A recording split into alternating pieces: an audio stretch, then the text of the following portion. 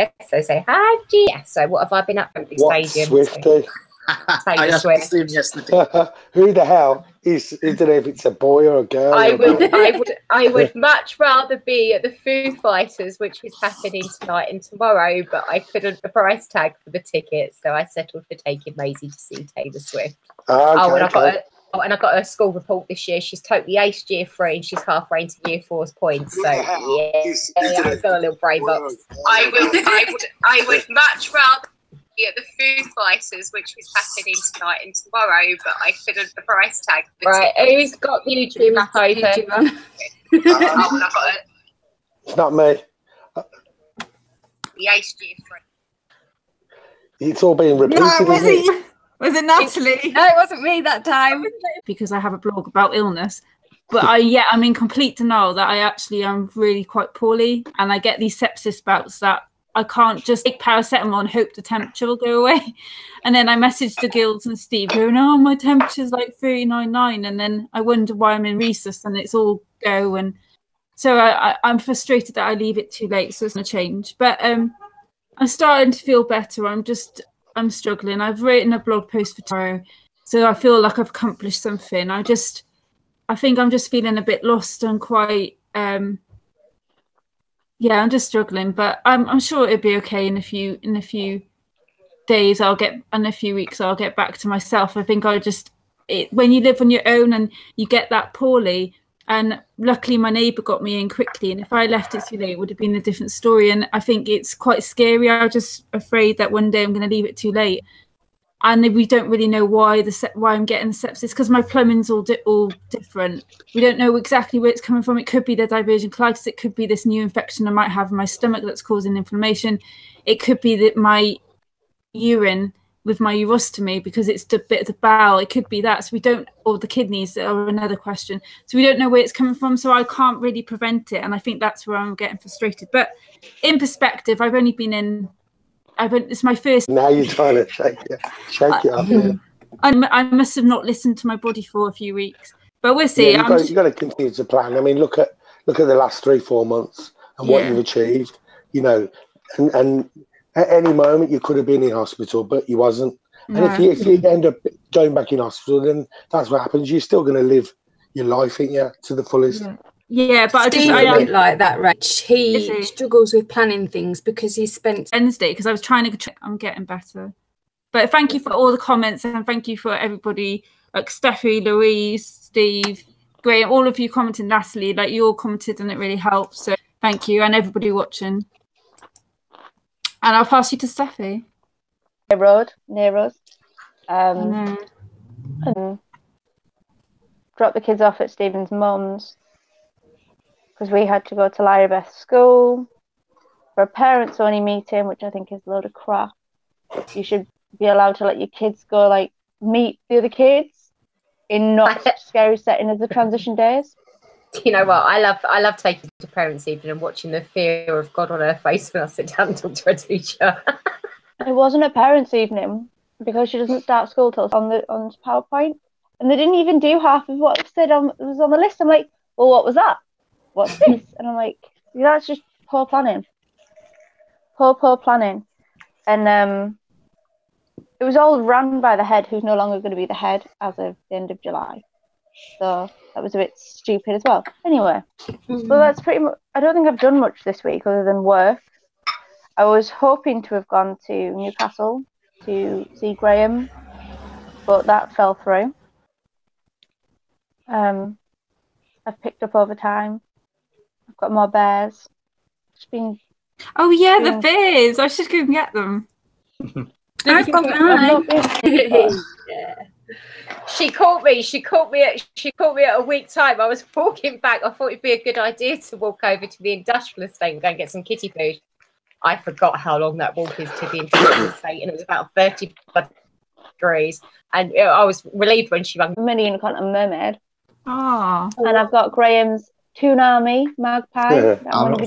So I will pass you over to Natalie. Hi, I'm Natalie, aka the Spoonie Mummy.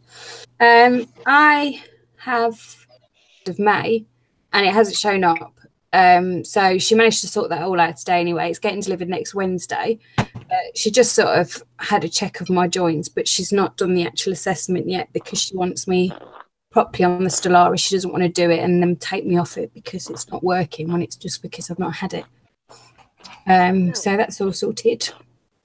What was I doing? Tuesday was my grandma's. We buried the ashes at the cemetery, which was hard, but it's really lovely there. It's really peaceful where she lives, so it was really quiet and just it'll be a really nice place to go, I think, if I need to sort of just get some time out. And I did a reading while I was there, which I was a little bit nervous about, but actually I think I did it justice in the end, so I was pleased with that. I think you could have cocked it up monumentally and she'd have still been proud of you. She probably would, to be honest. She'd have laughed. She'd have thought that was funny. But but no, it's still hard. Me and my mum went out today for lunch and we were talking about things and she got really upset and welled up again, and it's just really weird because it's just like odd times we'll say something or do something and then start crying again, and it's just odd, but we're getting there. What else is this happened? The first time you've grieved as an adult then? Yeah, I lost my stepdad's mum and grandma was a big part of my life, so we were very close. So I think she was just, do you know, the typical sort of like head of thing about it is it's brought us all closer together. We've been doing loads of family stuff. That's nice. All together, like even with my cousins again. And I mean, we are quite close anyway, but obviously we're all adults, but we've just been making it extra special effort to sort of get together and do things all together. So that's been emergency surgery today. I was about to. I hope you feel better soon. And everybody else that's in hospital that I've probably forgotten. Well, I'll pass you on to Steve. Hi, I'm Steve. Hashtag Baghdaddy. Can't even remember my name. First, I want to give a massive shout out to Jill and Steve, who looked after Rachel when she come back home and visited her in hospital. That was, a big relief for me. It's good to have her back. What have I done this week? Let me think. You ate? I got my. Oh, he writes songs as well. He does. Yeah, they're brilliant. His songs. He plays the ukulele. He's taught him self-taught guitarist and ukulele. He's learning. I went to the walking centre yesterday. I've either ruptured or torn my bicep. Thing is, there's no pain at all. It just looks different. It's like it's half. There's a big dip in it. Wow. Do you think you did it? About a week ago, and there was a dip. It just looked completely different to the other side. Still as strong as the other side. There's no change in the power facility. Just looks different. So obviously I put a post out there, and everybody in the world got involved. I got hated off Facebook by loads of girls. And literally I thought, right, I'll go and get a proper answer today off my and Zoe Wright was right. It was a torn or ruptured bicep. Literally, they've said you can either leave it. They basically said press ups straight away. She's a wounder because I'm kind of a bit OCD with them. I'm itching to get on with them tonight, but I'm not going to. The fact that it looks different, and that's it. But really, I'm waiting for my ultrasound to come through, and then I'll know more. It's not going to heal on its own. It's just going to either be left or fixed, one or the other. We'll soon find out. Still with my next operation first, though. That's pretty much me done, I think, for my week. Oh, have you got a sore throat? Have you got a sore throat? Oh, you know what? This is remnants of laryngitis that I got like nearly 4 weeks ago, and it's not getting any better. They've said to me, your chest is clear. They've said we need to really camera down and have a look at your larynx to see if there's any damage there. But they did that before about a year ago, and there was nothing wrong. It's just kind of, as soon as I get a chest infection, I cough, and the cough always causes this. But it's really lasted this time longer than expected. I'm going through like lozenges like you wouldn't believe. It's ridiculous. Just a So really. Go on. No, sorry. It's just a really random one that I was gonna. You know, when it hits you and you need to go, what I projectile vomited everywhere, and that was just trying to hold in, to pooing myself from the diversion colitis. So I don't know if anybody else has experienced that. Because you get the urge to go. But can you? With sick down the front of 11:30 cleaning out the disabled toilets and clean the floor up with what I had in my handbag because I was sick all over the floor. Oh dear. A feeling of helplessness, isn't it? It is. I don't know. I think that's what it might be. Because the thing is if I'd had a drink, then I could have understood the being sick, but I'd had hardly any alcohol. So it was, I think I'd only had 4 pints of cider, and normally I can drink double that before I start. But it'd take me up the same time because I sicked it back up. So I don't know if you get that, Rachel, with yours. Yeah. With what now? Sorry. Diversion colitis. Yeah. Well, because I got so much, I don't know where it's coming from. But I've got nausea all the time and the weight loss and the blood. But I don't know if it's diversion colitis or anything else. But I don't get not vomiting. But no, I get a real just immense feeling of feeling sick, and if I don't go, I'm going to be sick. Maybe it's something else as well because the diversion colitis lowered down. I don't know if it's been phenomenal. Full on. Yeah, it's been really full on, and well, every 4 months now, and they do full general anaesthetic and inject the bladder with, I think it's 400 mils of Botox, which is quite a lot. Now, I have no idea what that does, so could you enlighten me, please? I get bladder spasms, and I feel as if I need to pass water all the time. Right. And also the bladder leaks. So what this does is it expands inside the bladder, so you don't actually leak, and it reduces the spasms. Okay. And I have a catheter in normally but this time I asked it out for after 5 days because I was going to the open day yesterday, and sadly I've regretted that.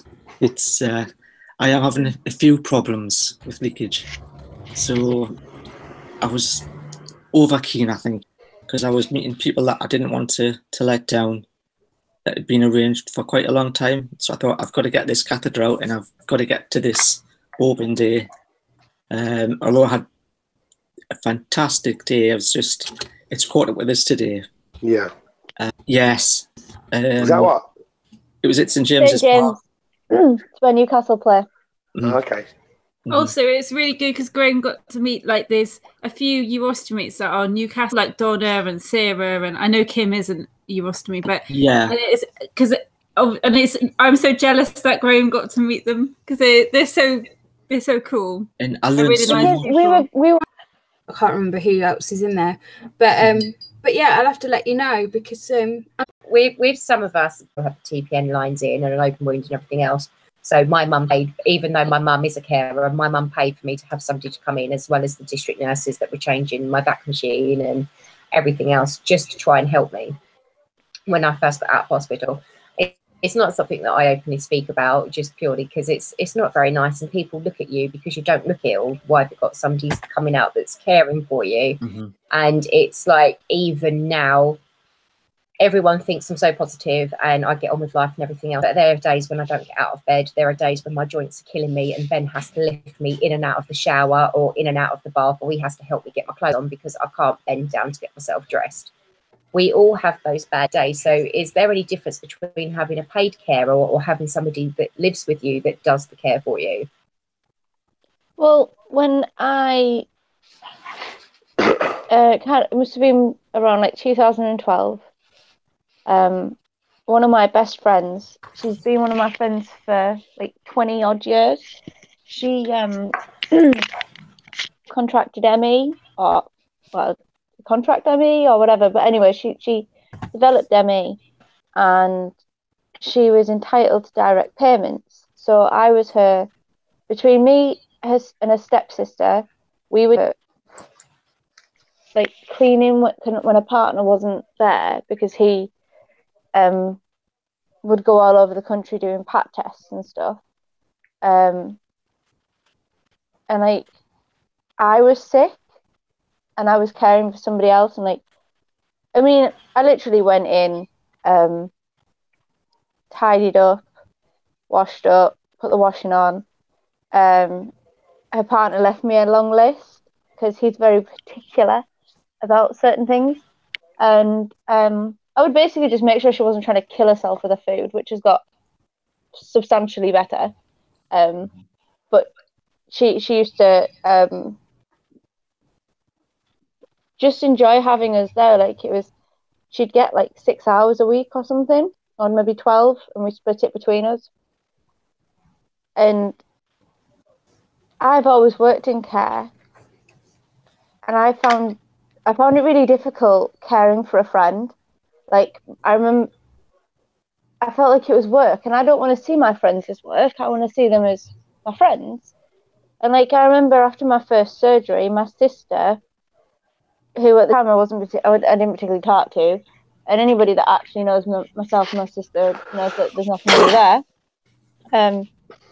But she answered the phone when I rang my mum in tears, and they'd left me with a bowel catheter in, and every time you moved, the bowel catheter would leak. And they just got to the point where they just leave me surrounded by like feces and this, that, and the other. And my sister had to come and wash me. Now my sister also works in care, and like, she took a very professional stance on it, but I couldn't have. Now I couldn't have anybody doing it. I think it would hurt my pride too much. I've been on the receiving end from my family, and I've been a carer for people who do it now. So anybody that receives care or is a carer for their friends and family, like, it's really important to remember that they're either giving or keeping their independence. Like, Stephen couldn't look after me. I don't think, like, he would genuinely try, but I think he'd end up in a madhouse, because I'm such a horrible patient. I'm snappy, I'm nasty, and it's just not worth people coming in and being the sufferer of that every single day. My mum said if she could chain me to the bed, or then also said if they could tie me down to the bed and it was legal, they would. Wow. Because I don't do as I'm told. If I get told to go to sleep, I get up and I'll go and sit in the living room. If I get told to go and sit in the living room, I'll go to bed. If I get told not to wash up or cook, I'll wash up and cook. That sort of thing. So, yeah. See, I think my experience is a little bit different, because I was so little when I got diagnosed with the arthritis. I was obviously cared for by my family. And so that was the norm as such. But it is really difficult. And I look back on times when, as a 16-year-old, my dad would have to lift me in and out the bath because I couldn't get in and out by myself. And I mean, I owe a lot to my parents for what they've done for me, but I think that must have been mortifying for him as well as me. I feel you on that one. I mean, at the time, it was really, because obviously my mum did it for a certain amount of time until I was much bigger and she couldn't physically do it. So it was my dad that had to do stuff like that.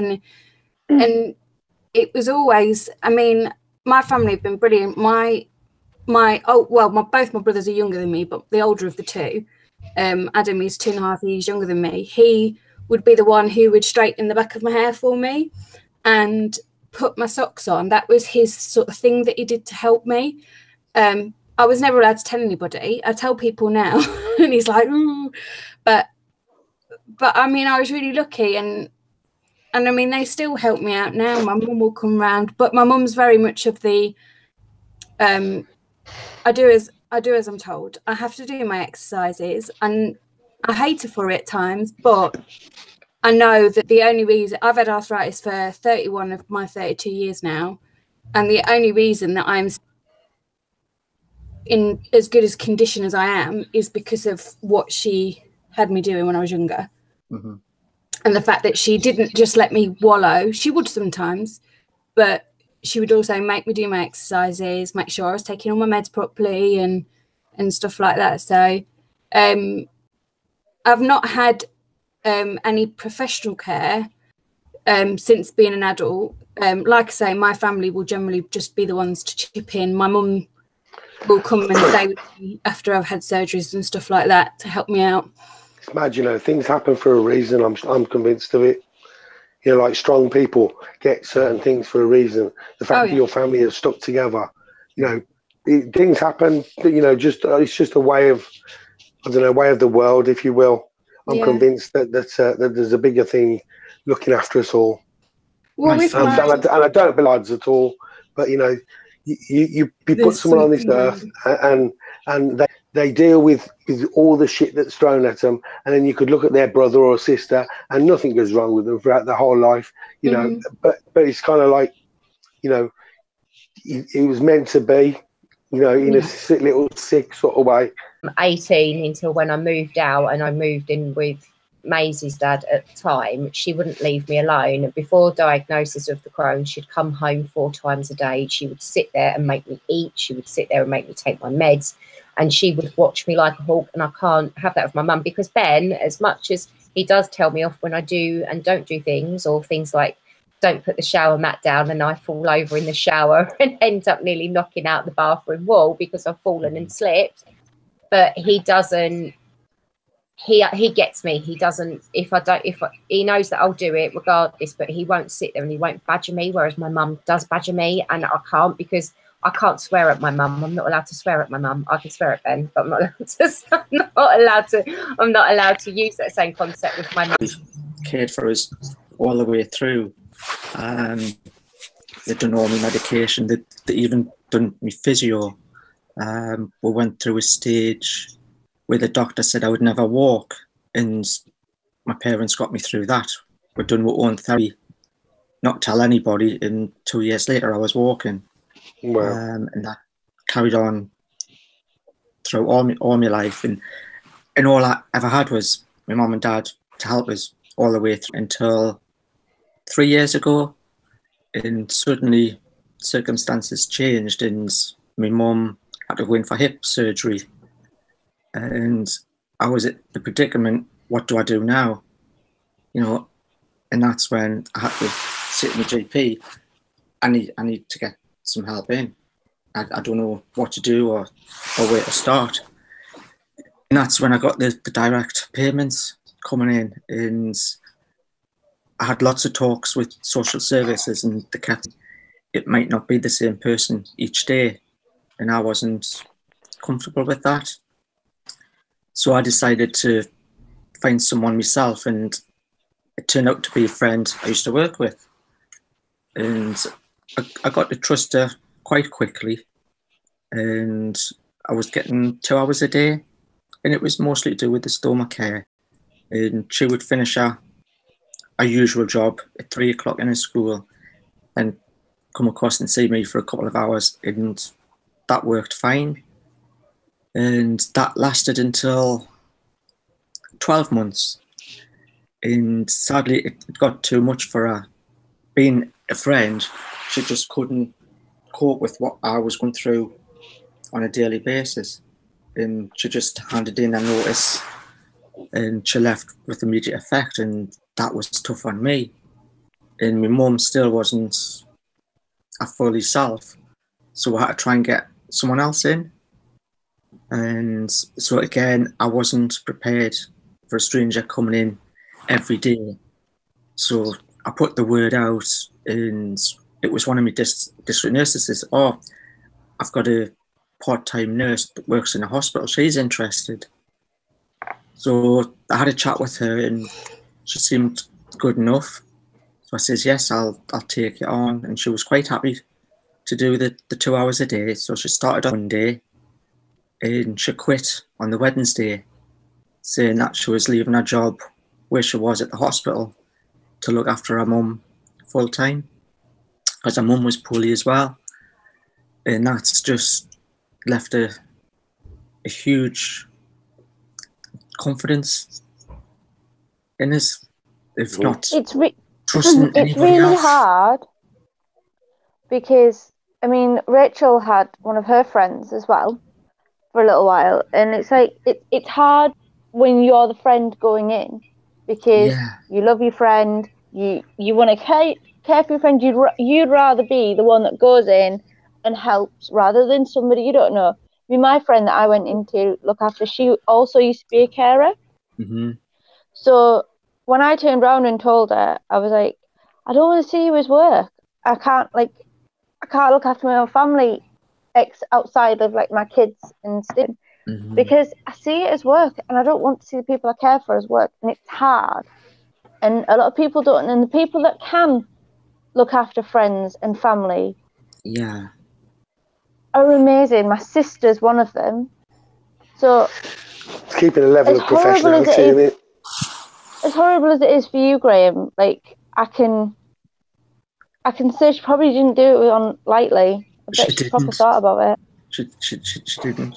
It was bothering her for months, because I found out later on, because I still see her quite regular as a friend, and she says that it had been playing on her mind for months, and she had to just quit like that, and that was really, really tough on me. And then when I got this other one to start, and she lasted 2-3 days, I'm finding it difficult. What do you have somebody now? I don't. You don't. What happened was, when the second carer left, social services decided that my mum was well enough to take the care back on, so they took back that funding, and they said the only way you're going to get that back is if my mum takes ill again, or if anything happens. It's ridiculous. It's exactly the same with foster care. You know, a foster parent will get a decent amount of money, and yet they try and push it onto the parents when they're paying kind of like half or a quarter of the amount of money to do the same job, you know. And I don't mean this to sound in a bad way, but, you know, my mum's in her mid-70s, I'm in my mid-40s, and I just don't, she should be doing that type of care. I personally... Well, technically, under any other circumstances, she'd be retired. You know? I personally... I personally think, obviously, experience in dealing with it from a work aspect as well, with what I do, part of my living. I think for those of you, if you do require carers, that either friends and family are the first option. Second option would be carers that are self-employed, so those who do it themselves and aren't run by an agency or a company. Just the reason being is a lot of the self-employed carers are a lot more personal. They're a lot more caring. They're not rushing the job because they're not getting paid they're getting paid per call. They're not expected to We'll give that carer 3 calls to cover in an hour. So if they're meant to be doing a 1-hour call, you're lucky if that person gets 10 minutes, because then they have to be up the road or 10 miles that way to go and cover another person. So for those of you watching, you know, if you do need to go down that avenue and you do need to go down that route, best advice would be friends and family first, then go for a self-employed carer, but make sure you get their references and check them. And then if all else fails, then go through social services and get an agency referral. Miss Julie has been very quiet on the subject. I think when I was really bad, when I had the catheter, I had my my ex at the time looked after me a lot. And anyway, when I moved to Bournemouth and I had all the surgeries and I had all the sepsis and everything else, and I had the prolapse surgery one after the other, and when I was in for the 3 months, I had to have the hospital carers that come in that helped me in the mornings, because obviously I live on my own here in Bournemouth. Now, I like my independence and it's really important to me, but actually I needed more. And after I had all the admissions with the prolapses and all the sepsis, they eventually said to me, the social workers came to me, my consultant said, you need direct payments. And I didn't have a clue what they meant. And I think I was 29 at the time. And I just thought, how can a 29-year-old have to have a carer? And I was really resistant. So I got my cleaner to do it at the time. And it seemed, and it did help. I think I needed more the talking, like it was more the kind of talking really, and to take bins out and hoover, and I had loads of accidents, so to help with that. But now it's actually stopped, so it worked. There's been a few issues with it, but it worked well. And now last month the direct payments got increased from £40 a week to £60 a week, and I had to let that go. And actually, even though that there were some difficulties there, to not have that support, knowing my fear, the biggest fear is I'm going to die in my sleep, and to not have somebody that's going to come in the morning to check I'm here, that's quite hard. Oh, lovely. Okay. It's quite hard. So I think it's like I'm completely on my own, and I don't. Hopefully, this sepsis mission, isn't because I've been on my own. Because I've had to take my bins out to hoover for me. My friends have been hoovering, but it's difficult because my family are in Wales, and I'm completely on my own. And I thought I'd kind of talked about it, but it's having that safety net. And my worry is if I get worse, I can't afford the direct payments money. Yeah, I'm on my own, and I don't want to leave Bournemouth because it's my home. And then the option's going back home to Wales, and Mum and Dad would want me to, but it's like, that's my fear in the future is, what if I get ill? What can I do? And it's a worry because I don't. It's a lot like when I was in recess this time. Loads of friends would have sat with me and come in with them. I didn't want to put them through me being in, everybody running and the beeping going off and all the machines and that. I didn't want to put them through. Well, let me speak to you tomorrow or Monday, and we'll put our thinking caps on, and we'll see if we can find anybody in the area, because you have to lift the bin out. There's nobody else that can do it. And then we're hoovering. Like, I got a hoover, but it's so painful and it really hurts. And it's just, I think it's been a transition because I had that for 2 years and it was a safety net. And although things might not have been done best of the ability, and yes, Steffi knows it was a bit of an issue, I think having that contact every day, I needed that, because it's that if I was poorly, a vet would say to me, you need to check your temperature, because I forget.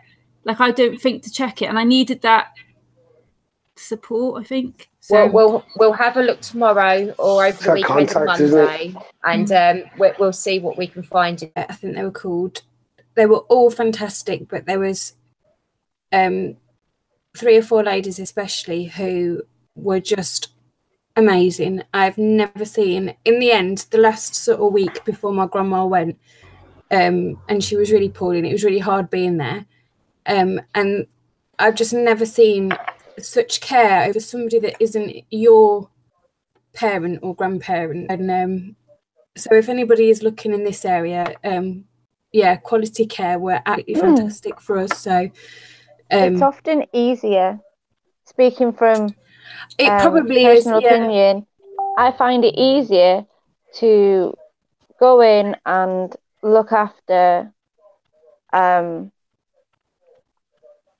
grandparents. But these, I mean, there's 4 of them. One who was with us overnight the night before she passed, and was there when she passed away, who did a lot of the overnights with my mum and my auntie, and 3 others that came to the funeral, and they supported the whole family, you know, as well as her. And obviously it's a different situation. She was in end of life care and that, but so she was under the palliative. Palliative care is really hard to do. I did palliative care for a short while and found it really hard. But I think, like, Henrietta Hospice, for instance, do what we called companionship calls. So you could get someone just to pop in to see if you're all right. Now, I don't know how much they cost or anything, because one lady I looked after, I used to do day sits, and they cost her husband an absolute freaking fortune. And I would go 11 till he'd maybe get home about 7. He'd go to the races, and that was his time, and he'd only do it maybe once or twice every couple of months or something. And Stephen used to come and sit as well, and because this guy really liked Stephen, and it gave something other than the crappy soaps that this lady liked to watch, like conversation wise. And because it costs so much to do it through the company I worked for, he used Harriet Hospice for a couple of hours when he went shopping. And he said that, and I remember he said they were much more affordable. Yeah. Again, okay. I was pregnant with Lyra when both passed away. For companionship care, it's just really knowing where to look. If you are looking for either carers for medical need, or you're looking for carers that are literally for companionship, or they come in and do your hoovering, or they come in and make your breakfast, or take you out shopping for the day, or take you out, you always better to do your research. The reason being is agencies charge a damn sight more, and you don't always get as good a quality as what you do with some of the independent companies. And this is just from personal experience. Be pissed off with the shitty care that just anybody that goes into care thinking they're going to get money is an idiot. There is no money in care at all. You go into care because you want to care for people. I hate people on a general people walking down the street basis. Yeah, I have a thing about helping people. I like helping people. It's like a so calling, I may not be the most talkative. Yeah, I may not be the most talkative on like social media and stuff, but if you want help, I'll be there because that's what I do. That's like it's my. I think it's the same as working in the NHS, because I worked in the NHS. Obviously, I was a band 5 therapy radiographer, so I've seen a lot of death. I've seen a lot of, it was all cancer patients, so palliative, all of it, and I loved my job. But oh my god, I completely lost my trail of thought. But I think when it's hard to transition when you're a healthcare professional to a patient, and I think it's hard to probably transition back. Like, because I think you always want an element of control and an element of you want to know what everything's going on. I think when you have got the care in nature, like Steffi talked about, that doesn't really leave you. I think if you naturally got that caring element, it stays. And it's like, I just see now that I've transitioned my old career into this new one that is more based on my experience than kind of my degree that I did in radiotherapy and oncology and cancer. But it's like I help people in the double baggers group that have their stomas due to radiotherapy damage, which for me was huge because I didn't realize this was such a big problem for late side effects. So it's, yeah, I'm sorry, Steph, I know better than I think most carers, it's a vocational calling more than a make money out of it. The majority of carers that are caring, they're lovely. They will do anything for anyone. They will go out of their way.